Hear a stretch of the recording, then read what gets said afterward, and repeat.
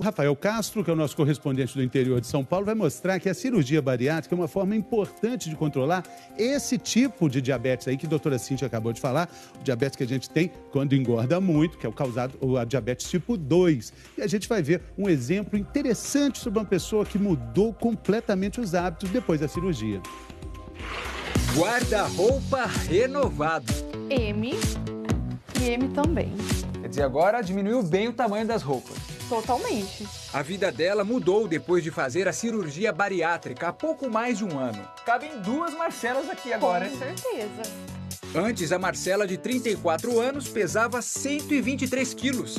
Depois da cirurgia, eliminou a metade. Agora, está com 60 quilos. Antes a gente comia grandes porções, hoje, como você vê, é 2, 3 bolachas, metade de uma maçã e ainda nem cabe tudo. Essa operação mexe com o metabolismo do corpo e ajuda a controlar doenças como a diabetes. Marcela, para você, essa foi mais uma conquista, hein? Com certeza, mais uma vitória. A taxa de açúcar no sangue estava muito alta. A Marcela era pré-diabética e chegou a tomar remédio. Mas depois da cirurgia... É zerado, não tenho mais nada, não preciso tomar mais medicamento, nada. Na verdade, a gordura ela provoca um mecanismo que inibe a ação da insulina na célula. Então, a própria redução da gordura já vai fazer com que a diabetes melhore ou até mesmo entre em remissão. A Sara e a Isabel são mãe e filha e contam os dias para a cirurgia bariátrica. Como eu sou uma pré-diabética, eu espero não chegar na diabetes, porque aí fica mais complicado, né? Quem tá nessa espera é isso mesmo que o Rafael Castro acabou de falar. Não vê a hora, conta os dias para chegar o momento da cirurgia. Vamos explicar então as técnicas mais comuns da cirurgia, doutor Newton? Começando por uma técnica que é conhecida como bypass. Como é que funciona?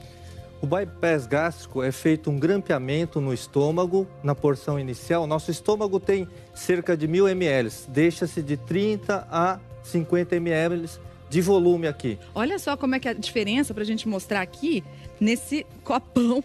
Aqui você tem isso aqui normalmente de volume que cabe dentro do nosso estômago, 1 litro. Exato. Nosso estômago é um órgão muscular, então ele consegue se dilatar, mas na média é 1 litro que nós temos. E depois da cirurgia passa para 30 ml. Exatamente. Com a redução que foi demonstrado aqui no grampeamento, ele acaba ficando com volume de 30 a 50 ml. Muito menos, né? Muito Vamos menos. ver a outra técnica que também é bastante comum, doutor Newton.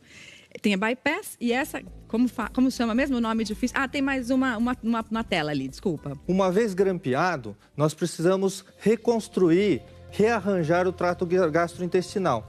Então, puxar uma parte do intestino proximal, faz uma reconstrução chamada em Y de Roux, e o alimento pode de novo ir ao intestino, onde vai ser digerido o alimento e ser absorvidos os nutrientes. Fazemos um atalho, então. Um né? atalho, exatamente. Os alimentos acabam chegando mais rápido, então há um desvio de aproximadamente 25% na absorção e uma redução bem grande no volume do alimento. É uma cirurgia gastrointestinal predominantemente restritiva. Agora, doutor, o resto do estômago fica aí, fica lá dentro, não retira? Não retira. Esse estômago é chamado estômago excluso, ele fica lá, né? Não é retirado, ele continua vivo, é uma grande dúvida dos telespectadores, ele continua irrigado. Então, para um futuro, se necessário, ele encontra-se lá. Pode reverter, digamos assim. Exatamente. Essa cirurgia é considerada reversível, né? Então, em alguns casos específicos, pode-se reverter o procedimento. Me dá um exemplo de um caso onde é aplicada a reversão. Alguns casos existem uma hipoglicemia muito severa, no qual o paciente pode desmaiar, porque o efeito dessa cirurgia, um efeito chamado incretínico, às vezes é muito forte. E às vezes o paciente desmaia, tem convulsão. É muito raro, essa complicação é menor que 1%. Tá. Nesses casos, a gente tem que voltar a colocar o alimento circulando no duodeno. Então, Agora, esse é um dos exemplos. Então, a bypass, o estômago fica pequenininho e é reversível. Cria-se um atalho para os alimentos chegarem mais rápido no intestino. Agora, vamos ver uma técnica que é irreversível, que também é muito comum, né? Exato. A outra técnica, nós estamos falando em duas técnicas principais. O bypass foi uma demonstrado. Então, aqui, só para se ter uma ideia, nosso estômago, ele encontra-se assim, nessa posição, tá? E ele é relativamente próximo desse tamanho e desse volume. Então, quando a gente vai fazer a cirurgia essa outra técnica chamada gastrectomia vertical, ela não é tão radical. Deixa-se um volume entre 150 a 200 ml, que é bem razoável. Um copo, né? Um copo de requeijão. Exatamente. E aí nós fazemos o grampeamento. Então, hoje melhorou-se muito a tecnologia dos instrumentos que a gente utiliza. Então, aqui nós estamos utilizando um grampeador, né? No qual nós vamos fazer o grampeamento para redução do estômago. Então, como você pode ver, esse aqui é um grampeador no qual nós estamos grampeando. Demora quanto essa cirurgia, em média, doutor? Em média de 1 a 2 horas. 1 a 2 horas. Então aqui, ó, está feito o grampeamento, reduz essa parte do estômago. Então, aqui, ó, demonstrando-se aqui, ó. E o próximo tiro, a gente tem que trocar a carga e vai nessa direção. E todo esse restante do estômago é retirado.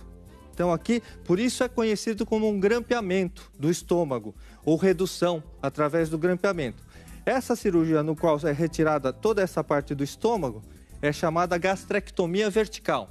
Deixa-se em torno de 150 a 200 ml e não é necessário fazer nenhum desvio intestinal.